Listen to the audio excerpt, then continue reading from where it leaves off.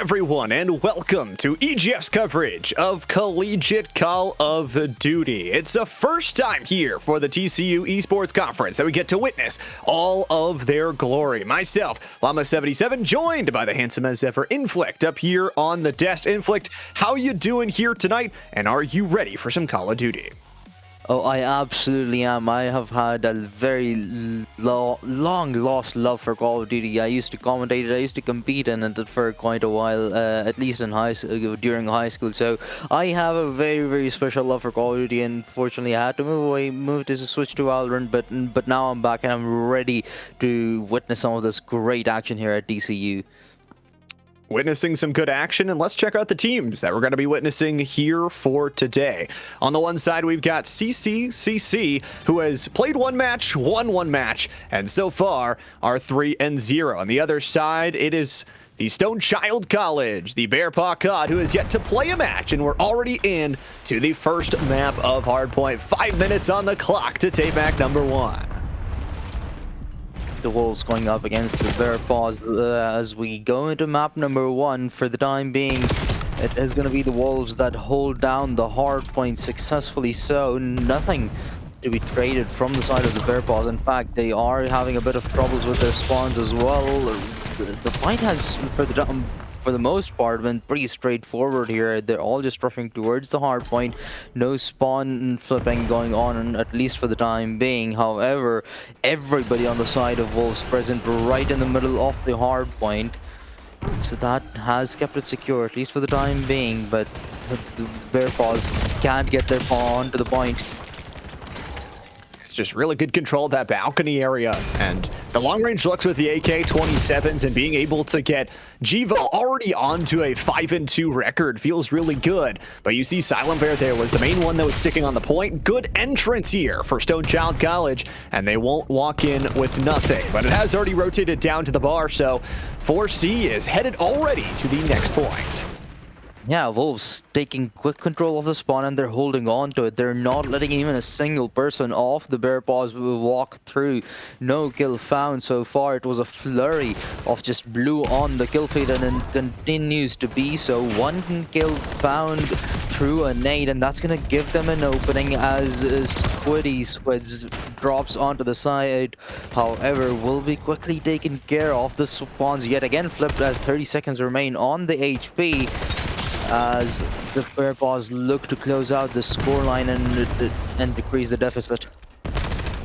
Rask has been really succeeding so far for the Bear Paw crew of Stone Child College, and another good burst down low for little Rask, and puts himself on 8-4, pulls out the pistol, and even gets another devastating 5-kill streak here for the Bear Paw crew that has really chopped into this lead. Hard point about to move away yet again, and it's the Wolves that are going to try and cut this rotation off so that they can have a comfortable first 15 to 20 seconds on this hard point. However, it certainly isn't going to be easy. The kill feed yet again lighting up blue until Rezek manages to find 2. Will get traded out eventually though. Jebel replying back with 2 of his own, and once again, and a very quick start for the Wolves holding on to the hard point. Clearly they aren't pushing this out as much as they realistically could have, but now things are going to get problematic as the RCXD comes on down, swarming away 2 players, and the spawn pinch makes things all the more difficult for the Wolves. Lovely control here towards the end setup here, and when you get out towards this outside container setup for the hard point, you've got to get those head peeks and you've got to win those initial duels. Stone Child set them up for a lot of success on their own side, and now Wheezy strikes back with a double kill, finding a headshot on a Red 6, swinging right side, but can't find the one player hiding inside. It's your boy Stella that holds onto the point. With only 10 seconds left to go though, this one is tighter than ever, and Stone Child has chopped into that early lead nice and heavy as Wheezy finds another double kill. Yeah, Bear Paws doing a really good job at holding that one down, and this time around it's going to be the Bear Paws that are gonna start off early onto a hard point for a change. Earlier, Wolves were the ones that were getting the advantage early on every single time. However, Bear Paws, with all 4 players of their being on the HP right now, it certainly is going to be extremely difficult to bypass this, considering they have practically immediate spawns to help them sustain this one, and they're successfully doing so, almost on the verge of tying up the scoreline as the Wolves continue to falter. And those numbers at the top of the screen are what we're going to be focusing on. We're playing first to 250. If necessary, we'll go all the way of that full timer. But Silent Bear continues with a multi-kill X3. You also got Wheezy on a 3-kill streak and make that 4. Slides into the back line and gets decimated from the balcony. Bear Paw want to fight this one back, but they might just have to cut their losses. As 10 seconds remain, the fight for the next hill is going to begin yet again. We go in the middle of the map. Weasel has been having an absolutely fantastic game so far, and he will be the one leading the charge towards the next hill as well. Currently, the Lone Warrior surviving, but not for long, as the Bear Paws look to regain control. However, the Wolves, they haven't given up their lead even for one instance as of yet in this map.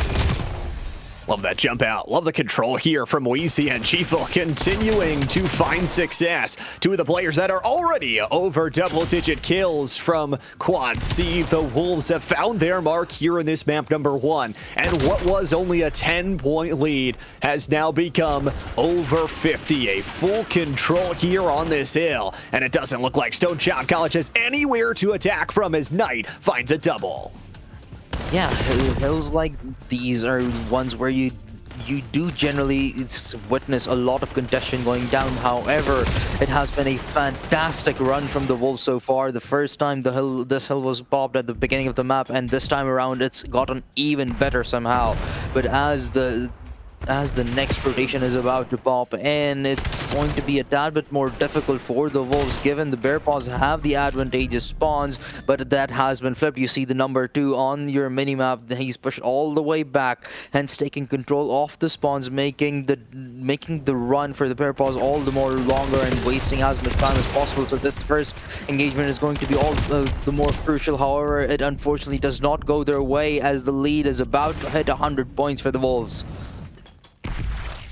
One player from the Wolves here that has really stepped up is Knight. Started with not that many kills in their own favor, but is now on a 5-kill streak, the lone holder of the point. Gets some teammates activated as well, and it feels like that full hold is good. Wheezy has been their top fragger so far, and Stone Child College trying to answer back. As a reminder, this is a full best of 5. We'll go to all 5 if necessary, and Stone Child College will have more time to answer, but this is map number 1, and again, they haven't scored a single point on their board since they were within 10 of the lead, and now all of a sudden it's over 130.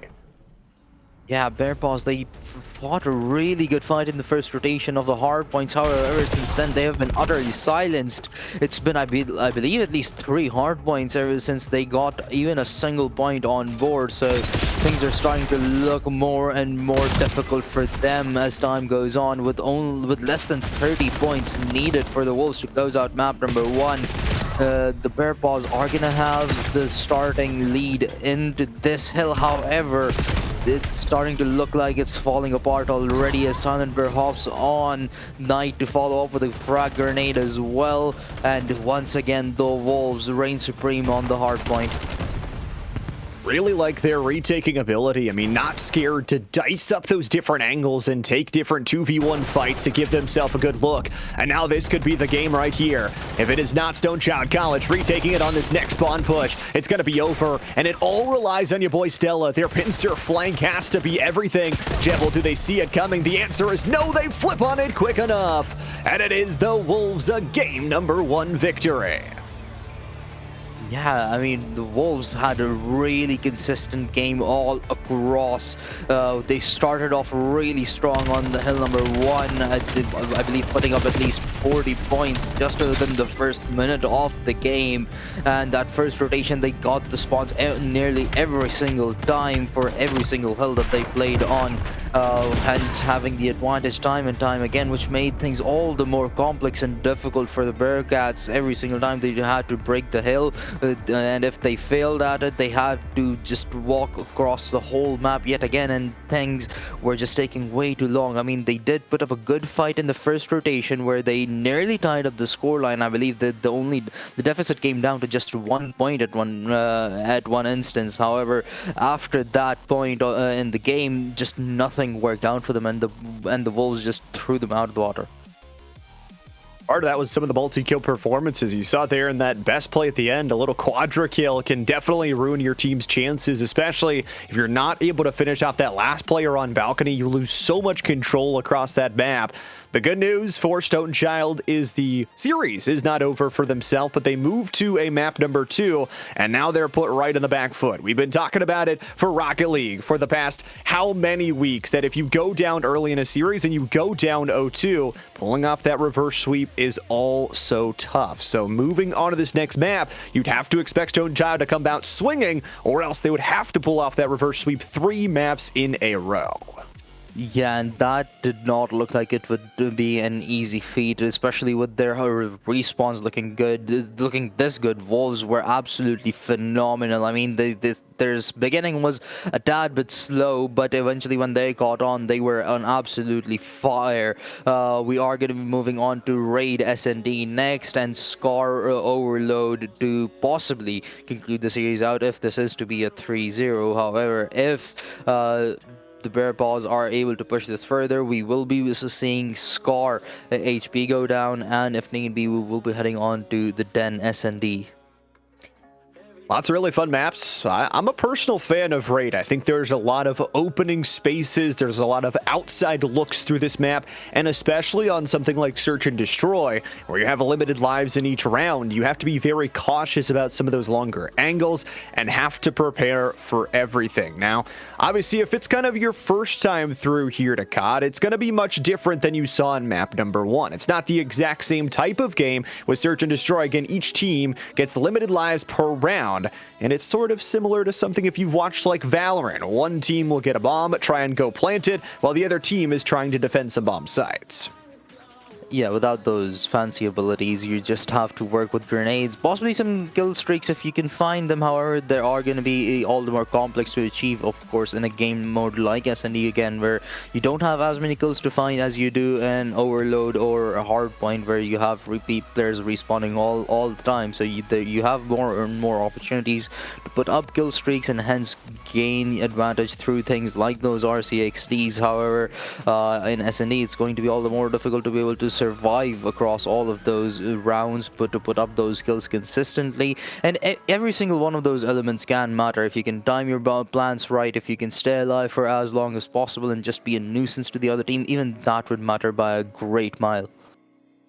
Teamwork's going to matter a lot, I think. And then also what we saw from that map number 1 in terms of clutch potential. If you're a player that is the last one left alive and you're left to your lonesome, what can you do by yourself? And, you know, again, comparing it to some of these different esports titles, in CoD, you heal relatively quickly. So if you get a kill and then reset and then get a kill, if the opposing team isn't quick enough, you can reset quick enough to get all 4 of those, which is what makes those final Search and Destroy moments so exciting. But again, for Bearpaw here, they've got to lock things in and win this map, or else they could be in trouble. You talked about it. If they go to map number 3 and they are already down 0-2, I mean, there is just so little margin for error throughout the rest of the series. Yeah, at that point, you lose one map, and of course, the series is already done. We have already, the Wolves have already secured 1 victory, and they look like they're on the road to success here for this series as well. 1 map secured. I believe the only saving grace that the Bear Paws can have at this point are going to be the S&Ds here, and they obviously are going to have to win at least 1 respawn game mode here as well to be able to secure this series. So their S&D has to be on absolute 100% precision here, otherwise things could start to look even more shakier for them. Yeah, absolutely. And you know, losing here in some of these early weeks isn't as impactful because, differing from something like Rocket League, we've broken it down. They've got a short regular season. It's only 5 weeks. Here in Call of Duty, it extends out to 9 weeks. So you actually have 8 total matches of other teams you're going to be able to play. That's a lot of time to not only improve as a team, learn the new game if you have not already, and then just build on some of that growth from early on in the season. But at the same exact time, the Wolves, there's a reason they're 1-0. There's a reason they swept their first matchup. And funny enough, we have had only sweeps throughout every single one of the Call of Duty matches played in TCU. But, to avoid one here tonight, Stonechild has to get back into that form they found early in map number 1. Yeah, and right now the Bear Paws, this is their first game, I believe, of the season as well. As you said, it's a 9. They're gonna be playing 9 games, so starting off strong. It may not matter as much again because of how long the season is, and you can make a comeback later down the line. But to start off with confidence and with a good foot off the block can be extremely important as well. It can build up momentum, and you can just flow through that, so that allows you to make more mistakes down the line and hence improve upon those if need be. However, for the Wolves, they already have done that part. They're off to a good start and they're looking to continue that, so we're gonna have to wait and see if they are allowed to do so, if the streak of 3-0s in this league maintains, or will Bear Paws break it. They've been a team to fight all throughout kind of all their different looks in their different esports. So it's always very cool to see all these different teams. And, although this is the end of our coverage of esports for the week for AGF, next week is going to bring all brand new things. I know you're on some of those other streams, but from Valorant to Rocket League, we've now added CoD. We've got so much. If you guys aren't following at home, I don't know what you're doing. Hit that follow button, turn on the notifications. You can stay tuned for every EGF stream. Yeah, we have Smash Bros as well. We have practically every single category of esports that you wish to watch. We have some fast-paced shooting games. We have Valorant, where you have to be extremely methodical as well. We have cars that are just hitting balls and throwing them into goalposts as well. So we have everything that you could ask for. So make sure you guys do tune in, because we have some great college players representing their institutions.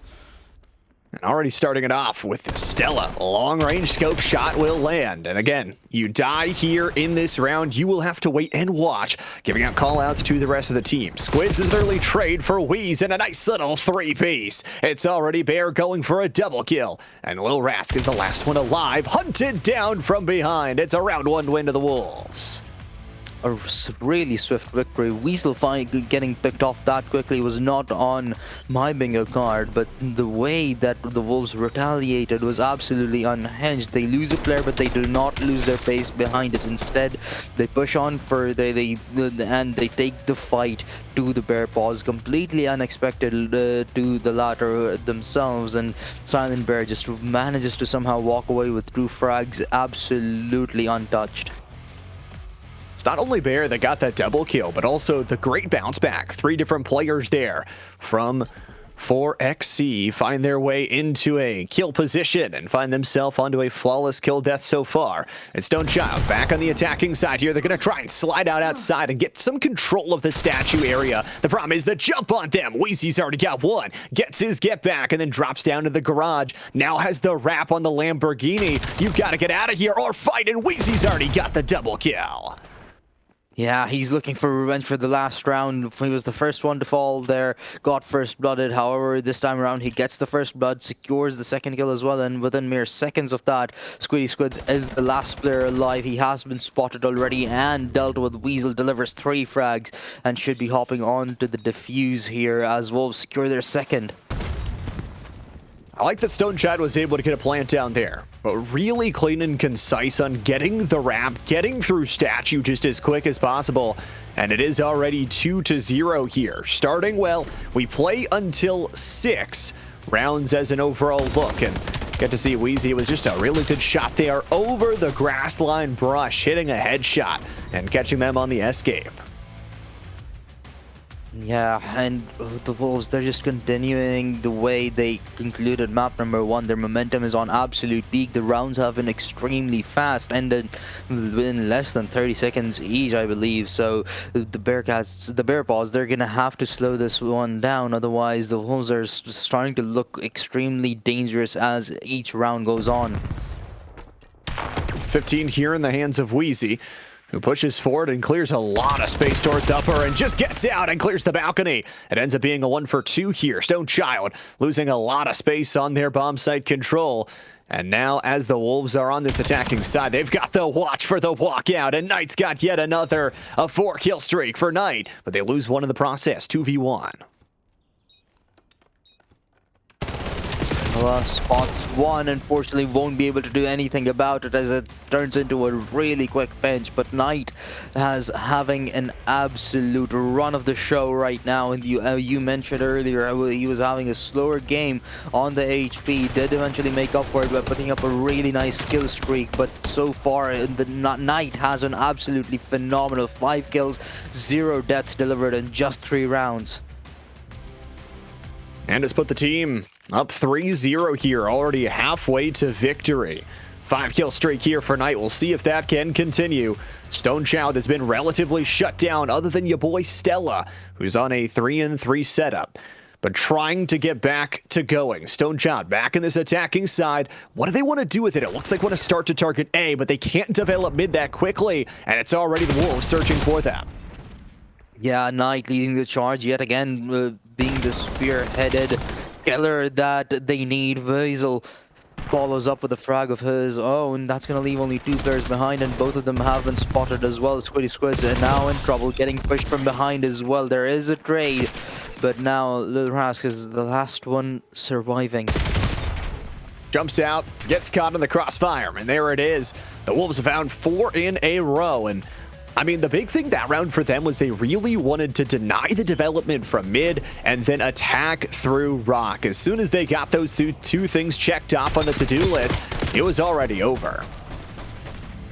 Yeah, I mean, we saw that how aggressively it seemed like the Bear Paws may push towards middle or towards the A site. However, they hesitated and got scared and slowed down right before they exposed themselves towards the A site. And Wolves, they just did not stop. They were unhinged, unhindered, and went on, did not stop moving whatsoever, and took the fight to the Bear Paws.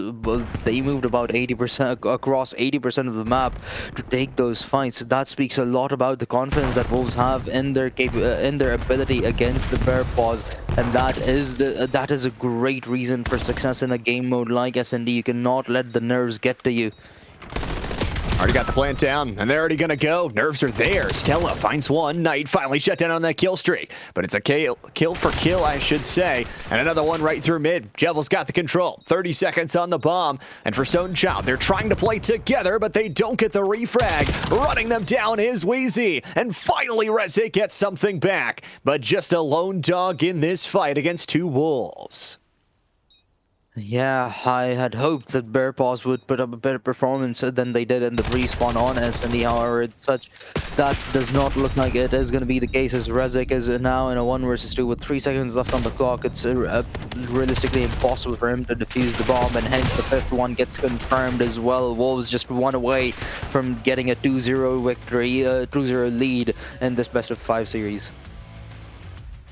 Incredible work and incredible outside performance there.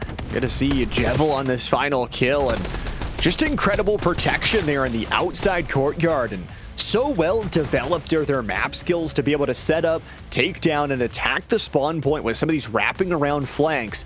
All of a sudden, for the Wolves, you said it, 1 more round, and this map is theirs. Yeah, both Knight and Weasel standing on 7 kills apiece. The rest of the 2 players for Wolves on 3. That's 12 kills, very well distributed across the team. However, on the side of Bear Paws, it's just 6 kills in total. They have almost the same exact amount of deaths as their collective kills, but it's starting to look worse and worse. Knight once again finding another frag, looking for more. 2 people remain for Bear Paws, and this is starting to look like a done deal at this point. Silent Bear will finish off the job, and that is it.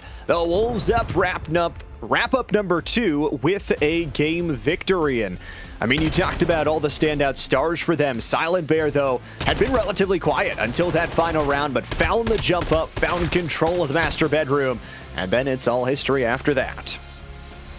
Yeah, Silent Bear was a great reason for success, for a good start in this S&D as well. He found that first 2K in the first round, and ever since then he wasn't really even needed. It was all just a Knight and Weasel show ever since, and so they realistically did not even have an opportunity. Weasel and Knight were always the first ones to push across the map, and by the time they got done or got killed, both of them collectively had just wiped away the whole team off the Bear Paws, so the rest of the 2 players did not even get a chance to have a lot of proper engagements. But what an utterly dominant performance from the Wolves, even on the S&D.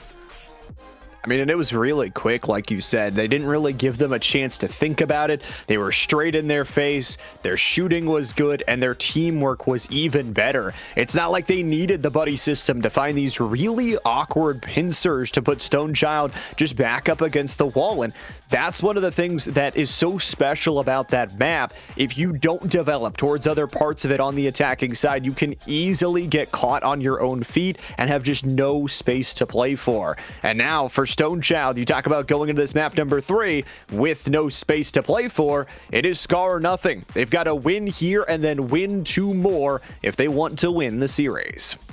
Yeah, I mean, I realistically thought that the respawn was quite lackluster if you take away the first 2 minutes of that map. But given how that S&D went, I now have to hope that their respawn really pops up and they really continue to perform like they did on those first 2 minutes of that hardpoint, where they kept things closer. They did not let Wolves absolutely steamroll them and kept things in contention, and that's so the version of Bear Paws that I want to see. Them not getting just overly aggressive and making mistakes, them being very well coordinated and deciding when to fight together, because when they get disjointed is where things start to go wrong in a Respawn's game mode.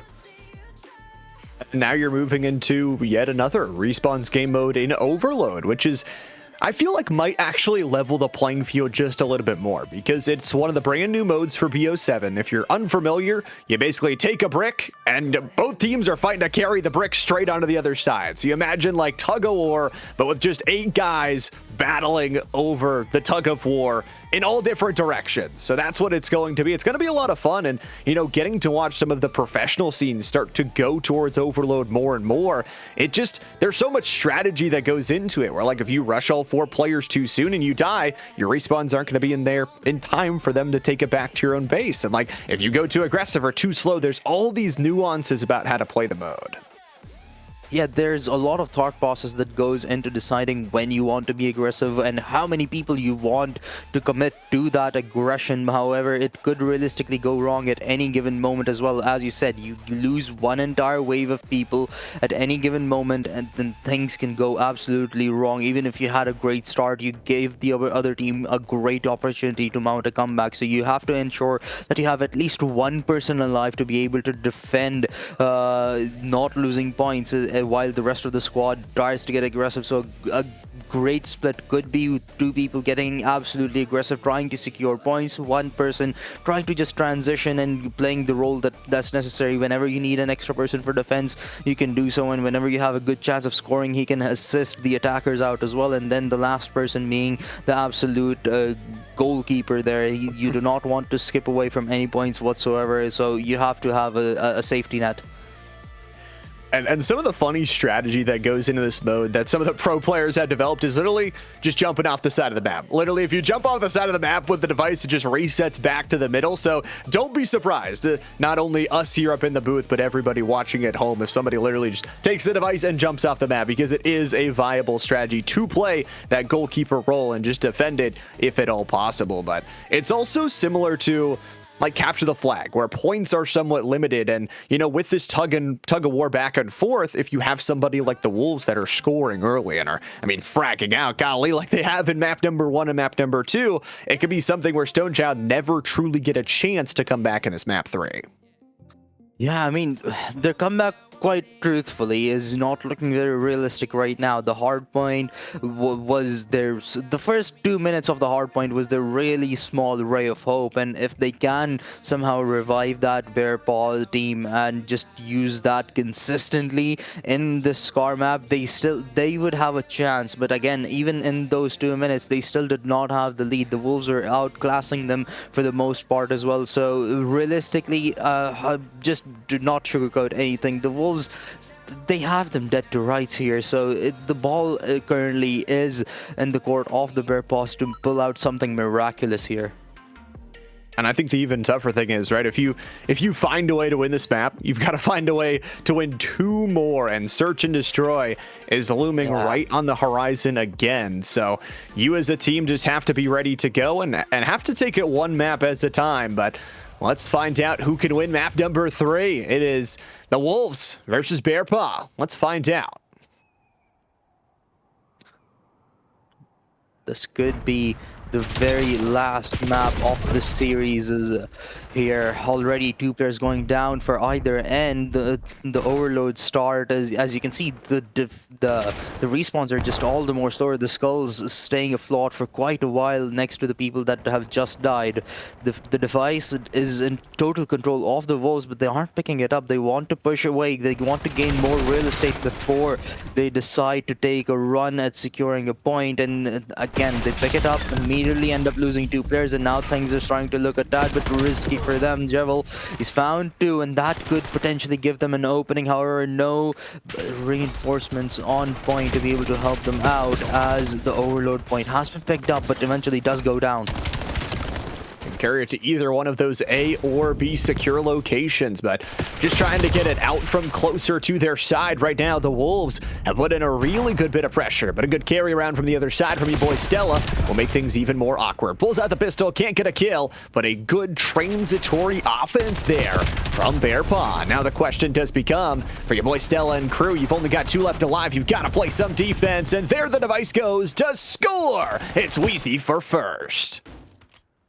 Yeah, that was a really bad call from the Bear Paws. You had just 1 person, the carrier with no backup whatsoever, trying to go and hit the B site of the Wolves, and that just could not work out on its own. You need to have somebody else to be able to assist that, and hence they ended up giving the point away directly to the Wolves themselves. And once again, a long effort here to try and get a point down, but right now things are starting to look all the more difficult as the carrier is way too close to the A side of the Stone Child College. I mean, Jimmy's just going insane here. They're going to carry it right by their own base to just try and get it away at this point, and it might just work. Unless the cutoff is there from Wheezy, which it is, a 2 for 1. The pistols are good from Stella, who continues to light it up with just the pistol. The 2-kill streak is cut short as Gvo puts them down, but again, the control of this backside end zone is there for no much longer. Gvo scores their second. 2 minutes and 30 seconds remaining. Things starting to look all the more shakier for the Bear Paws. They're gonna have to pull out some sort of a miracle here, and for the time being, it doesn't look like it's gonna happen. Jewel and Weasel, both of them find a frag, and with 2 points on board already, realistically, the Wolves can just defend here and be content with it. They just have to ensure that the other side does not even put up a single point, but they're going on the offense here. Screw defending. They want as high a scoreline as they possibly can have to absolutely obliterate the Bear Paws. I mean, the toughest part about this mode is that the spawns will never swap. So if you get swamped, you will get stuck. And we are in a score-based halftime here. So getting already to the half amount of points. And how about Gvo? 12 and 5 gets the best play and has just been a lightning rod for this team. Yeah, this looked oddly similar to how the respawn was, where in the early stages of the map, we saw the engagements go back and forth for quite a little bit, but once things started to get rolling for the Wolves, there was absolutely no stopping them. Their first point took about 1 minute and 40 seconds to secure. The next 3 collectively took less than that. So the Wolves, once things start to get rolling for them, they have absolutely no breaks whatsoever. It's a tight pack map, and Stonechild will have to go basically 5 straight here if they want to try and secure themselves some winery and find another map. Nice aid from Larask. Finds Silent Bear on the look, but Wheezy's already got a double kill. Stella at least finds one back, but not before the device picked up for just a moment. Nice little takedown. The RC does them in, and Wolves Knight is just trying to push forward, get themselves a little bit of space. Yeah, if they can find a couple of frags. Oh, so close, mate. It seemed like that the parkour would just work out. However, it has been denied. Never mind.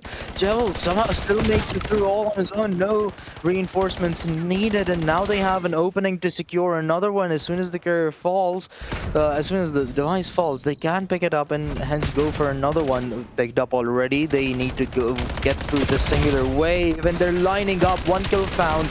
The trade is there. Knight misses a few of his shots, but gets too weak to continue that engagement. Jevil makes up for it, however.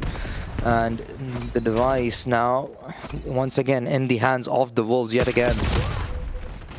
They just have so much space. I mean, all of them so good with their pistols. Dropping it there is Knight, who once again goes in a multi-kill streak. 2 this time. 3 players for the Wolves, already up to double digits, and just trying to carry it through their own spawn. Stonechild trying to find a safe spot to put this device. And your boy Stella on the run, their location known across the map, and they're going to be hunted down in the cross. Knight finds another on a 3-kill streak, but Jevil, who has already scored 3, is trying to guide their teammate to the score. Yeah, it's like the Paws are just suffocating even when they can pick up the device. They're very, very limited to their own spawn and are not even allowed to move past the middle of the map. That's how strong Wolves' map presence is. Even if they do lose a couple of players, they still just have constant pressure across the map at all times, and the Wolves absolutely obliterating the scoreboard as of right now. A 7-0 score line already achieved, and there's still almost 3 minutes left on the clock. You just trying to 360 no-scope them. I love it. I mean, the parkour is awesome here. The pistols are even better, and the device was so close to ending things off. They got to halftime just so quick. They're already right there, and kills need to go through now. Jevil can't get the shutdown, and it's a first good push from Stonechild, but the pistol's going to get shut down on the look. Stella dies. Knight and Bear are there to follow, and one of the best pushes of the entire series ends with a big old nade from Jevil. More kills found. The device picked up as well as they make their run to what could be the conclusion of the map and henceforth the series as well. 2 more found. Knight continues to deliver with the pistol as they walk closer and closer. Make that 3, Knight! How is that even possible? And he puts in the final touch as Wolves conclude out the map with an 8-0 scoreline and win out the series 3-0. Rask will pick up the best play of the game, though, and it just goes to show you the talent on their side was still there. Their fight towards mid, towards this later portion of the second half, was really good, really fruitful. Gets this spray transfer, ends up being a 3K kill streak there for them. And, you know, although the Bear Paw crew could not get themselves a score here in this third map, I think Inflict, this was one of their best looking maps there towards the end of things. Yeah, I mean, they did hold them back for quite a while. There were quite a lot of engagements that realistically could have gone their way. However, it just came down to a matter of not getting those trades, not getting those timings right, which unfortunately just is the name of the game sometimes, where you have to have some coordination that can allow you to set up those trades. Unfortunately, that's sort of what was missing. There was individual prowess that shone through some at different moments for the Bear Paws. Unfortunately, it just wasn't coming together as a group, and that's, I believe, where they started to lag against the Wolves, where the Wolves were able to constantly just pressurize them from different angles on all 3 of these maps. Collectively, they knew where their teammates were playing, and they knew what exactly they needed to do to be able to create pressure points all across. And it's a reason they were already 3-0 on their overall map score entering tonight. And now they are 6-0. 2-0 on the overall record for CCCC. And they tie the tops of the likes of the mighty Mykonos at the top of the scoreboard for the TCU Esports Conference. As a reminder, again, there are still 7 weeks of play left, or 7 matches for a lot of these teams. For CCCC, they've got 6 matches left to go after this one. So still a lot of overall Call of Duty left to play. But they are looking like the best team we've seen. Again, we've only seen 2 teams, but they are looking like possibly one of the best in the entire league if they keep this pressure up. Yeah, I mean, such a dominant way to win out another series. That too with a 3-0 scoreline speaks a lot about their potential. They absolutely obliterated them on SND, did not concede even a single point on Overload as well, and they put their opponents in the 100-point club on HP. That's not an easy feat to pull off, and that too on all 3 of these maps, doing it collectively in a singular series, just speaks a lot about the potential that this team has. Well, I'm excited to hear about this team and what their thoughts were on how they broke down the win. We've got an interview set up with CCCC after this short break. Don't go too far.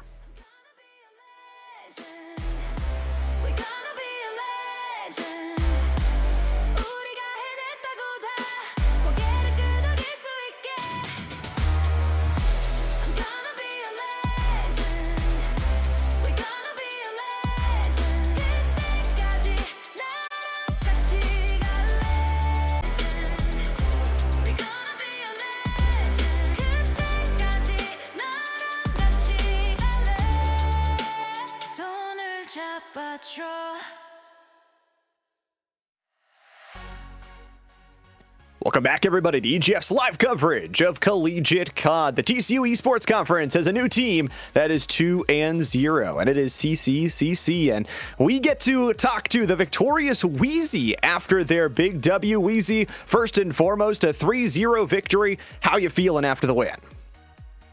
I'm feeling great, you know. It's just didn't think we were gonna play that well with one of my main players gone.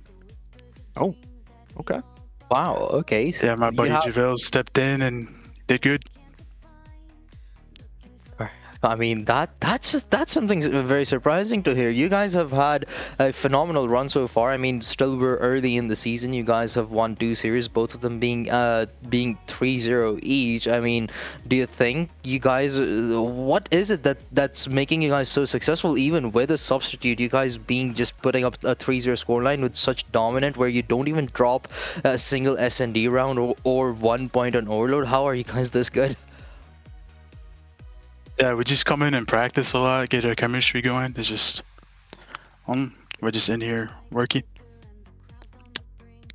That's awesome. I mean, it's exciting to see you guys' chemistry, and I'm actually interested if you go back to like that first game. It kind of was a big fluctuation. You guys got an early lead, and then the lead kind of cut down, but then there was like a switch. It hit like 90-70, and then you guys just like never let them score again. What were the comms or emotions that you guys were feeling during that moment that made that switch possible? It was just more of us being on point, I guess. I was running around a lot, but then I started sitting on point. I think that's what really helped. Yeah. I mean, more control, more setup, and yeah. I mean, you guys get yourself a 3-0 victory, and now 2-0. How fun has been this kind of playing with a new team? I know we talked about before we actually went live. I mean, you're in your first year of college. How does that feel to be a part of like this crew? It was great. It's just something I always wanted to do was esports. I'd always watch esports on Twitch. It's just really exciting. And now you're part of it. Now you're absolutely part of it. You've made your name. You've found your second win of the entire season, and you know it's exciting. I'm excited to watch the team as they continue to build and build. But for you, if you want to take this open chance, an open floor to shout at anybody, parents, teammates, whatever it may be, the floor is yours. Yeah, I just want to shout out my teammate JaVale, Sam, and Quinn. They really popped off. They good. And our coach. Cool. That's all. Well, thank you so much for taking some time to interview. Yep, you're welcome. All right, with the victorious Wheezy from CCCC, and the Wolves pick up their second victory of the overall regular season. And Inflict, I know this kind of ends off our regular week of coverage, but tomorrow, and not tomorrow, next week is going to have a ton more coverage. We've got CoD coming back. We've got, as you mentioned, Valorant, Super Smash, and even more. I mean, are you excited for the next week of action, especially seeing what we saw here tonight for Call of Duty? Oh yeah, absolutely. I really want to see where does this 3-0 streak stop in Call of Duty. I want to see which two teams are going to be finally at each other's caliber, and they really challenge themselves to the map number, to send each other to map number 5 and possibly to a round 11 of the game as well. But as you said, there's not only CoD, there's also a lot of Valorant action going on. Particularly, we have TCU as well. We have these same colleges having some absolute phenomenal showing. CCCC unfortunately had a troubling show, I believe, in Valorant, but so it's really interesting to see some teams absolutely thrive in one game while struggling in another. And I believe one of these rosters even has a Call of Duty player which also plays in a Valorant team. So it's really interesting to see how versatile some of these people can be. Pretty cool to see all the players and all the students kind of coming together, and cool to see that some of the newer players, the younger generation, is getting their chance. And you know, although again we said today is done, but next week is going to be absolutely action-packed. On Monday we've got just Valorant, but then we start to break into Overwatch on Tuesday. We got Super Smash on Tuesday and Wednesday as well. Rocket League's here on Thursday, and then come back next Friday for even more Call of Duty and Valorant action. It's gonna be some good stuff. You can't watch if you aren't following. Turn on those notifications and get ready to go for every single EGF stream. If you want to check out live updates, make sure you also follow over on x.com/official EGF. But that will wrap up our show for tonight. A huge shout out to the big man in the back, Nick NCS, running production for all day today, giving us the best dang views we have ever seen of a Call of Duty match in the history of the esport. That's Inflict. I'm Llama77. You guys at home, follow your dreams, have an amazing week, and we will see you next week for more EGF.